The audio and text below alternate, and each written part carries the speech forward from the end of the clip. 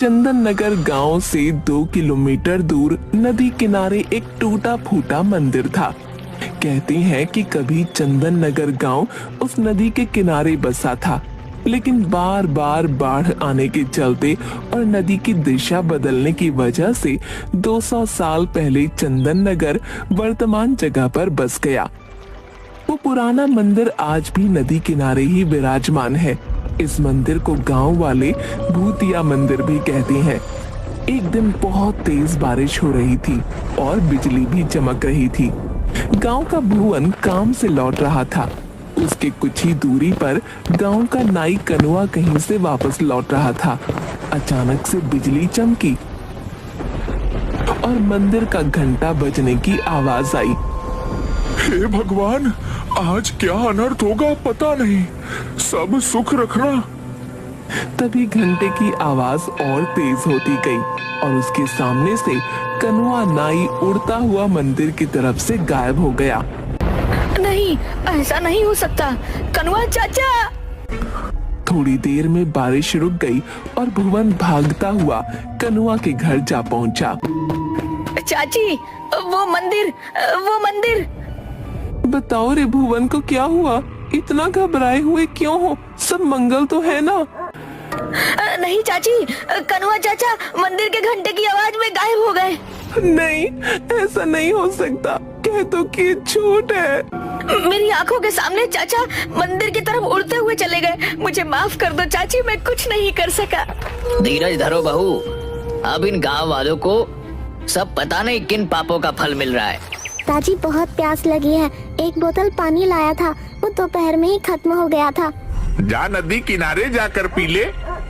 क्या पिताजी, 1.5 किलोमीटर पानी पीने के लिए जाऊं? क्यों ना हम अपने खेत में एक कुआं खोद लें। मेरे सपने में भी आता है कि हमारे खेत में एक कुआं है। चल चुपचाप अपना काम कर। जब देखो उल्टा पुल्टा बात करता रहता है, आलसी कहीं का। 1.5 किलोमीटर चलने के चलते इनको खेत में ही कुआं चाहिए। अरे सपना में कुआं दिखता है? कल आलू भी निकलना है, माँ भी आएगी, 2 बोतल पानी भर लेना। माँ देखो ना, बोतल से पानी खेत में गिर गया। प्यास लगी है, क्यों ना हम अपने खेत में कुआं खोदें। सचमुच मेरे सपने में दिखता है कि अपने खेत में कुआं है। अब तो शाम हो ही गई है, घर जाकर पानी पी लेना बेटा। माँ, मैं थोड़ा चेतन के पास जाऊंगा, तुम लोग घर चले जाना। मैं उससे मिलकर रात में घर लौटूंगा। रतन और सुनीता घर चले जाते हैं। बंकू अपने दोस्त चेतन से मिलने जाता है। बेटी सुमति, पिताजी को थोड़ा खाना दिया। रात के 9 बज गए हैं, नहीं तो वो सो जाएंगे। पता नहीं ये बंकू कहाँ रह गया। लाओ माँ, मैं दे देती हूँ।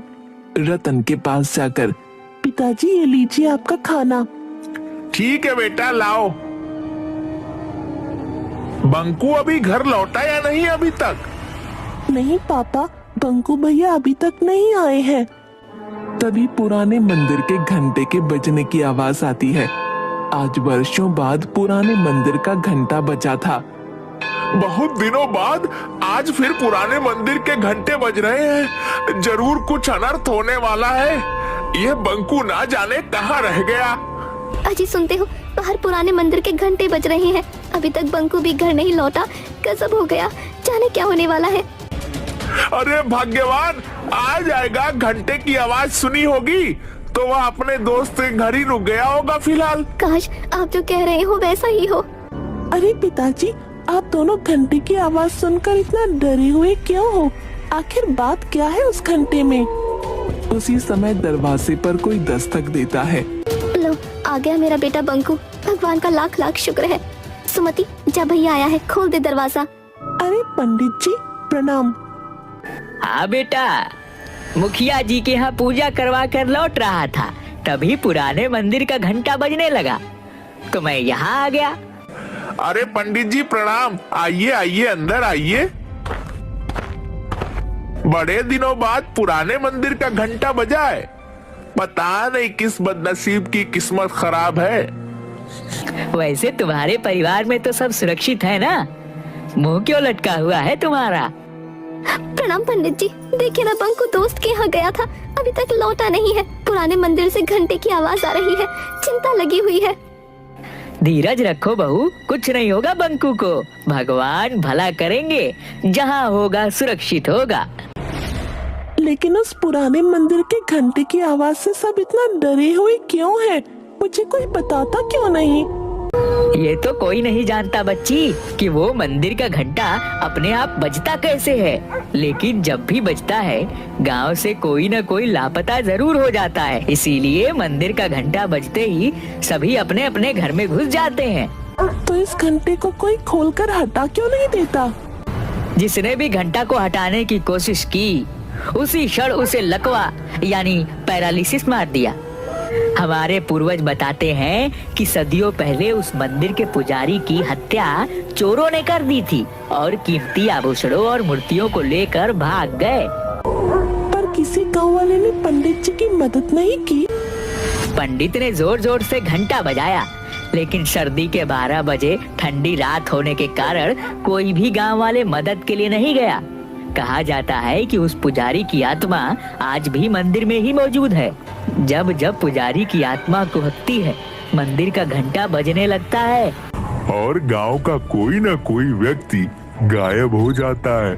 उधर घंटा बजने के पहले बंकू अपने दोस्त चेतन के घर पर था। चेतन, रात काफी हो गई है, अब मैं चलता हूँ। पिताजी खाना खाते समय मुझे खोजते हैं।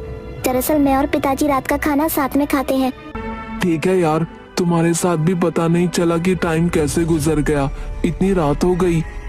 तभी मंदिर का घंटा बजने लगता है। अरे बंकू, थोड़ी देर रुक जा यार, पुराने मंदिर का घंटा बजने लगा, जरूर कुछ होने वाला है। नहीं यार, पहले ही काफी लेट हो चुका है। पिताजी मेरे बिना खाए सो जाएंगे, और वैसे भी मैं इस अंधविश्वास को नहीं मानता। ठीक है, चलता हूँ, 10 मिनट में घर पहुँच जाऊंगा। चेतन के बार बार मना करने के बावजूद बंकू वहां से अपने घर की ओर चल देता है। जैसे जैसे वह चलता जाता, उसके कानों में पुराने मंदिर के घंटे की आवाज तेज होती जाती। घंटे की आवाज अब उसके कानों में इतनी तेज हो गई कि वो दोनों हाथों से कानों को ढक लेता है। फिर भी घंटे की आवाज उसके कानों में नश्तर की तरह चुभ रही थी। इस दौरान कब उसका पैर मंदिर की ओर चल पड़ा, उसे पता भी नहीं चला। एकाएक वो देखता है कि वो मंदिर के पास खड़ा है और घंटा लगातार बजे जा रहा है। वो कुछ समझ पाता इससे पहले ही घंटा चुंबक की तरह उसे खींच लेता है और घंटे के अंदर बंकू ऐसे समा जाता है जैसे घंटा कोई ब्लैक होल हो। इसके साथ ही घंटे की आवाज आनी बंद हो जाती है। चलो, घंटे की आवाज तो बंद हुई, भगवान करे कहीं कोई हादसा ना हुआ हो। ठीक है रतन, अब मैं चलता हूँ। बंकू भी तुम्हारा 10-15 मिनट में आ ही जाएगा। ठीक है पंडित जी, प्रणाम। सुनो जी, टॉर्च लेकर चेतन के यहाँ जाकर देखा। घंटे की आवाज तो बंद हुए आधा घंटा हो गया, बंकू अभी तक घर नहीं लौटा। तुम ठीक कह रही हो सुनीता, मैं अभी जाकर चेतन के घर बंकू को देख कर आता हूँ। सुमति, जरा टॉर्च तो लाना। रतन पूरा रास्ता टॉर्च से बंकू को खोजते हुए चेतन के घर पहुंचा। वो दरवाजा खटखटाता है। अरे अंकल आप, बंकू तो यहाँ से आधा घंटा पहले ही चला गया, जब घंटा बज रहा था। अभी तक घर नहीं पहुंचा क्या? नहीं बेटा, अभी तक तो बंकू घर नहीं पहुंचा, लेकिन जब पुराने मंदिर का घंटा बज रहा था तब उसे जाने क्यों दिए?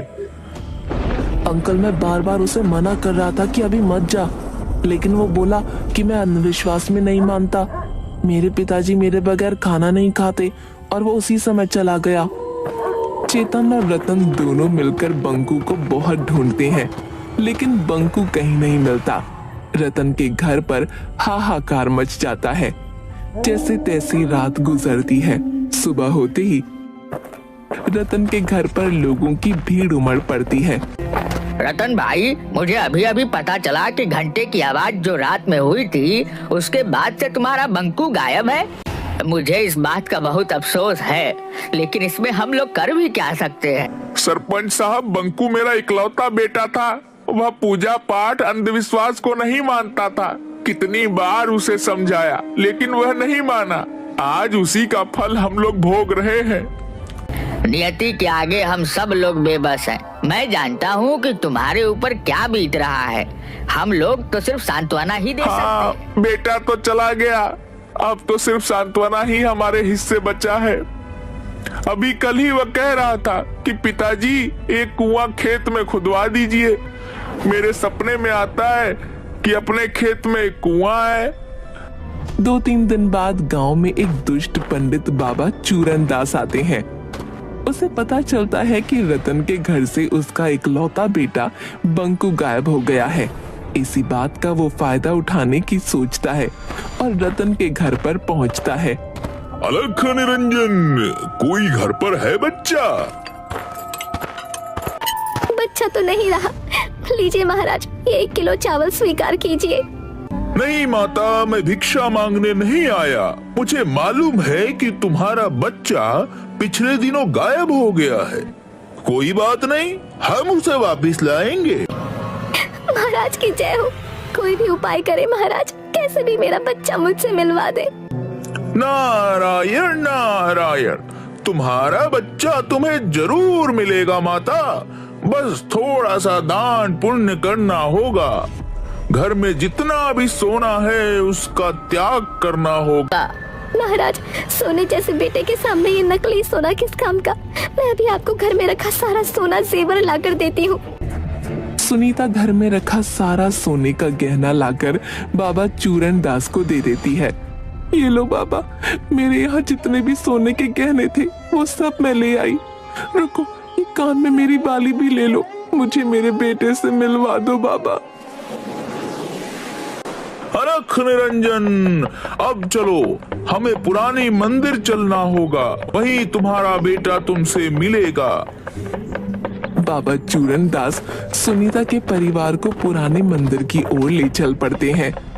जल्दी ये बात पूरे गांव में फैल जाती है। बाबा चूरन दास बंकू को वापस लाएंगे। जिनके बच्चे या परिवार का कोई सदस्य अभी तक गायब हुए थे, सब अपने अपने घर के गहने लाकर बाबा चूरन दास के पास पहुंच जाते हैं। बाबा, ये लो मेरे घर के सारे गहने, हमारे बच्चे को वापस ले आओ। बाबा, मेरा भी चाचा को वापस ला दो। ये लो गहने, मेरे पिताजी को वापस ले आओ। ये लो गहने। जल्द ही बाबा के पास सोने के आभूषणों का अंबार लग जाता है। आप लोग शांति बनाए रखें, सभी को उसके परिजन मिल जाएंगे। अभी हम एक हवन करेंगे। चूरन दास मास्क पहनकर हवन में कुछ भस्म फेंकता है, जिससे पूरे मंदिर परिसर में धुआं फैल जाता है और धुएं में सारे लोग बेहोश हो जाते हैं। चूरन दास फौरन सारे जेवर समेटकर एक बोरे में भरकर भागने लगता है। तभी मंदिर में टंगे घंटे से एकाएक किरणें निकलती हैं और चूरन दास वहीं पर अपाहिज हो जाता है। थोड़ी देर बाद सभी को होश आता है। मुझे बचा लो, कोई मुझे बचाओ, मैं पूरी तरह अपाहिज हो चुका हूँ। मैंने तुम लोगों के साथ धोखा किया है। हे भगवान, अब किसी के साथ धोखा नहीं करूंगा। दुष्ट पंडित, तुम्हारी यही सजा है। तुमने कई लोगों के भावनाओं को धोखा दिया है। अब पड़े रहो यही। उधर सुनीता ने रात में कहा था कि उसके बेटे की आखिरी इच्छा खेत में कुआं खुदवाने की थी, इसलिए रतन बंकू को याद कर खेत में कुआं खोद रहा होता है। तभी उसे जमीन के अंदर से कुछ मूर्तियां और आभूषण मिलते हैं। वो इसकी खबर सरपंच और पंडित ज्ञानचंद को देता है। जरूर यह मूर्तियां वही पुराने मंदिर की है जो सैकड़ों साल पहले गायब हुए थे। शायद चोरों ने इसे यहाँ पर छुपा रखा था। अगर ऐसी बात है तो पंडित जी, इन मूर्तियों को गंगा जल से धोकर फिर से वहीं स्थापित किया जाए। पंडित ज्ञानचंद उन मूर्तियों को फिर से पुराने मंदिर में प्रतिस्थापित करवा देता है। तभी जोर से घंटे बजने लगते हैं। सभी लोगों में हाहाकार मच जाता है, क्योंकि सभी आज घर के बाहर मंदिर के पास खड़े थे। तभी अचानक सुमति चिल्लाती है, अरे माँ देखो, घंटे में से बंकू भैया निकल कर आ रहे हैं। अरे ओ गिरधारी मेरे भाई, बरसों पहले तुम बिछड़ गए थे। जय हो देवी माँ, तेरी लीला अपरंपार है। अरे रामधन भी, सभी लोग निकल रहे हैं। आप आ गए, मुझे यकीन था आप आओगे। घंटे में से गायब हुए लोगों को निकलता हुआ सब देख रहे थे। किसी का बेटा, किसी की बहन, किसी के चाचा, किसी के दादा, सब लोग अपने परिजनों से मिलकर बहुत खुश थे। अरे मैं ठीक हो गया। जय हो बाबा, जय भगवान, तेरी महिमा तू ही जाने। चूरन दास, भगवान ने तुझे नया जन्म दिया है, इसीलिए इस जन्म में तुम अच्छे कर्म करो, तुम इस मंदिर का देखभाल करो, यही भगवान का आदेश है। मैं जीवन भर इसी चौखट पर पड़ा रहूंगा, मुझे मोक्ष यही मिलेगा।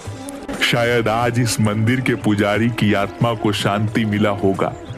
मंदिर में भगवान फिर से स्थापित हो चुके हैं। इस घटना को आज कई साल बीत गए, लेकिन फिर कभी मंदिर का घंटा नहीं बजा।